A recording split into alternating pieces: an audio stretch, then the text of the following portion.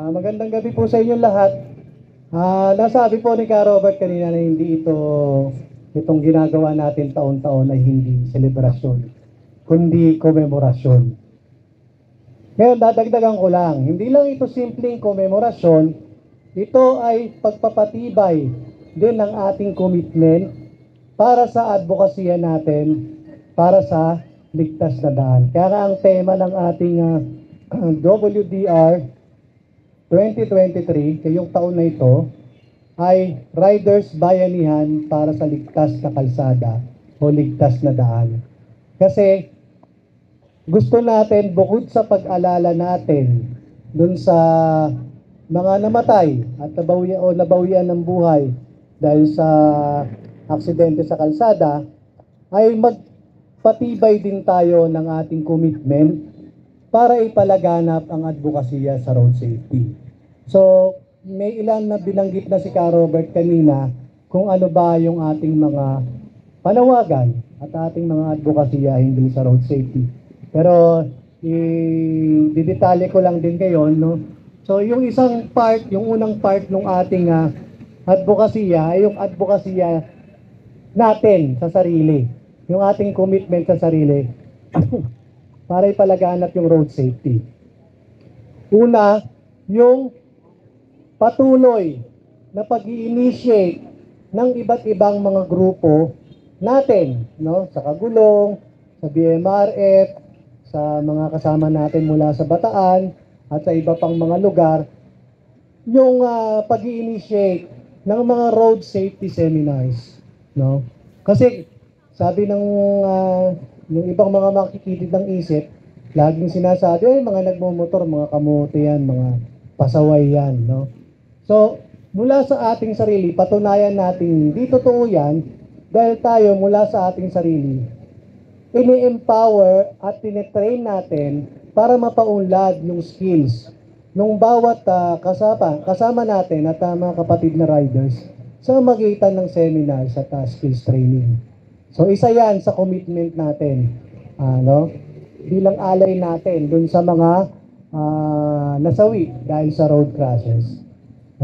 Gusto natin na mag-materialize yung commitment na hindi na mauulit ang mga ganitong mga pangyayari, ganitong mga trahedya. Ikalawa, yung ating kampanya na ang tawag natin sa international ay Ride Slow, Ride Safe, no? Or slow ride, safety first, no? So, alam ko, marami sa atin, kaya tayo nagmotor, gusto natin, mabilis tayo makarating sa pupuntahan natin. Pero wag naman tayo lumampas sa pupuntahan natin. Kasi ang lampas ng pupuntahan natin ay, kundi hospital, sementeryo. Okay? So, dun lang tayo sa tunay na finish line. Saan? Sa piling ng ating mga pamilya. So, ibig sabihin, hindi natin kailangan ng mabilis na pagpapatakbo ng ating mga motorsiklo o kahit pa yung ibang mga driver ng sasakyan. No? Ang ating kampanya ay enforce kasi may mga batas na tayo na nag-i-exist na nag-i-enforce ng speed limit sa bawat kalsadang ating dinadaanan. Sa open roads, di ba? Sa mga nagmomotor, ang open roads natin, open highways, itinatakda ang 80 kilometers per hour. Basta open, ha? Sa mga busy highways, katulad ng EDSA, yung mga maluluwag, Commonwealth EDSA, 60, di ba? MacArthur, 60. Pagka medyo makitid na, o streets, busy streets, 40. Pero kapag ka residential area na, pinakamabilis na yung 20. Yung advocacy ni Jessica, yung takbong 20 lang, di ba? Doon yun sa mga residential streets, di ba? At meron din tayong isinusulong na panawagan na kapag ka doon tayo nadapadaan, kahit pa open highway yan, kahit pa busy street yan o busy highway, basta natapat tayo, dumaan tayo sa mga parke, sa mga simbahan, sa ospital, doon sa mga lugar na maraming tao at maraming bata, takbong 30 lang tayo. Bakit natin nililimitahan yung speed?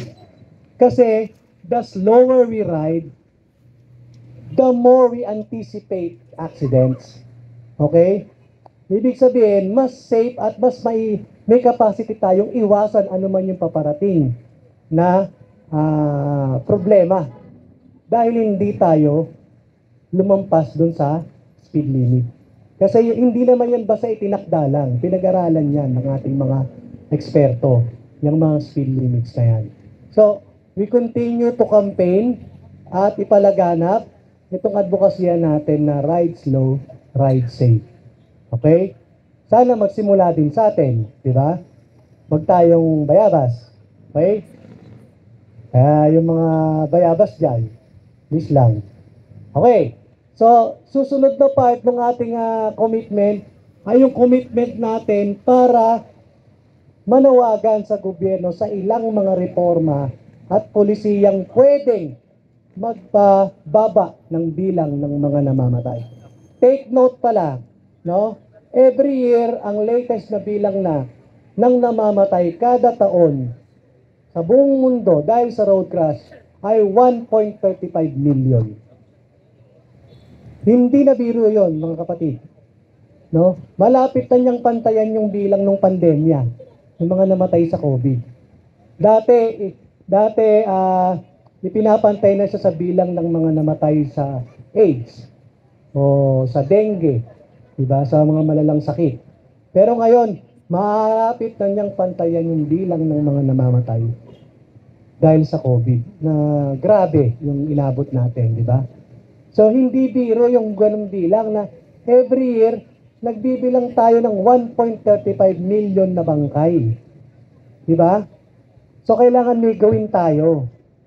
Kailangan may gawin tayo. At mismo ang United Nations, nagtakda na sa isang dekada, mula nung 2020 hanggang 2030, dapat mabawasan at least 50% itong kamatayan na ito dulo ng road crashes. So dapat simula dun sa kanina nabanggit natin na self-advocacy, yung training, seminars, at yung Ride Slow campaign, katukin natin yung ating sariling gobyerno para mas malaki yung magawa natin. So isang una nabanggit ni Ka Robert kanina, yung pagtatatag ng Philippine Road Safety Institute ay isang hakbang para sabihin o para maipakita ng ating gobyerno na seryoso siya sa usaping ito. Wala kasing ahensya, no, na nakatutok sa ganitong usapin. Meron tayong DOTR, meron tayong LTO, meron tayong iba't ibang mga ahensya hinggil sa transport. Pero pag pinag-usapan ng road safety, nasaan ang ahensya? Wala eh. Diba? Dati meron tayong focal person, hanggang focal person lang, isang assistant secretary lang sa DOTR. Pero alam niyo po ba, nung panahon na merong focal person sa DOTR, ang laki na ng nagagawa. Paano kung may ahensya pa? Diba? May isang opisina na nagde-develop, nagre-research ng mga programa at plano para maiwasan ang road crashes at mapanatiling ligtas ang ating mga kalsada. Di ba mas malaki yung magagawa na maging partner natin pagdating sa advocacy sa road safety?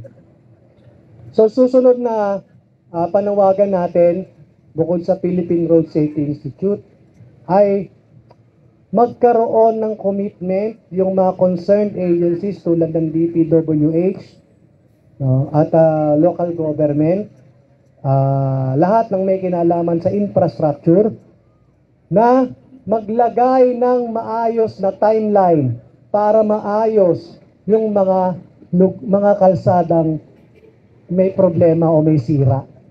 Diba?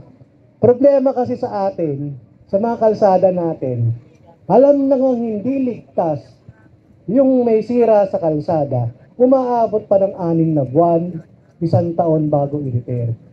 Dapat magkaroon ng enforcement hinggil sa pagkakaroon ng timeline para maayos. Kasi habang tumatagal na sira ang kalsada natin, dumadami yung mga na-aksidente. Diba? Gawin sana nating pangarap yung ginagawa ng ahensya ng gobyerno sa Japan, yung nag-aayos ng kalsada doon. Isang linggo lang. Di ba? Pag may sira ang kalsada sa loob ng isang linggo, ayos na yan. Di ba? Hindi naman tayo nagkukulang sa pondo dahil kada taon, mga kapatid, nag-renew tayo ng motor natin, nagbabayad tayo ng mahigit 200 pesos na road users tax. Diyan dapat napupunta yan sa road repairs. Bilyon-bilyon ang nakukuha ng gobyerno mula sa atin para sa road repairs. At hindi niya pwedeng sabihin na wala tayong pondo. Kalokohan yun. Alam natin nagbabayad tayo. Unless paso ng rehistro na ngayon, di ba? Okay, so yun po, yung sa yung road condition mapaayos. No? At mapabilis yung ito. So ano pa yung susunod natin na na panawagan sa gobyerno? Yung huli na lang, yung pag-aayos at pagsisistematic nung post-crash policies natin. Pag sinabing post-crash, ano yun? Ayan na. May nangyari na, nagkabanggaan na. Diba? Dapat maaga pang investigasyon. Diba? Maaga pang otoridad na ayusin yung problema. Ikalawa, kumpleto tayo sa resource, sa logistics, halimbawa ambulansya, first aid, di ba? Yung rescue, actually, ginagawa na naman ng mga local government natin yun na mas mapabilis yung responde nila sa mga ganyang bagay. Pero kailangan ng suporta ng national government para mas mapahusay pa. At ang isa na gusto nating mag-materialize ay yung magkaroon ng standard na batas hinggil sa kompensasyon dun sa mga biktima ng road crashes. Kasi kadalasan ang nangyayari inaareglo na lang yan between dun sa sa nakabangga at dun sa biktima, isa namatayan. Ngayon magkaroon tayo ng mas maayos na sistema para mas ma-compensate naman ng maayos yung biktima o yung pamilya nung biktima na naiwan niya. Diba? Kung halimbawa, yung biktima ay namatay, merong 3 anak nag-aaral sa high school pa lahat. Diba? Paano yung pangmatrikula nun, diba?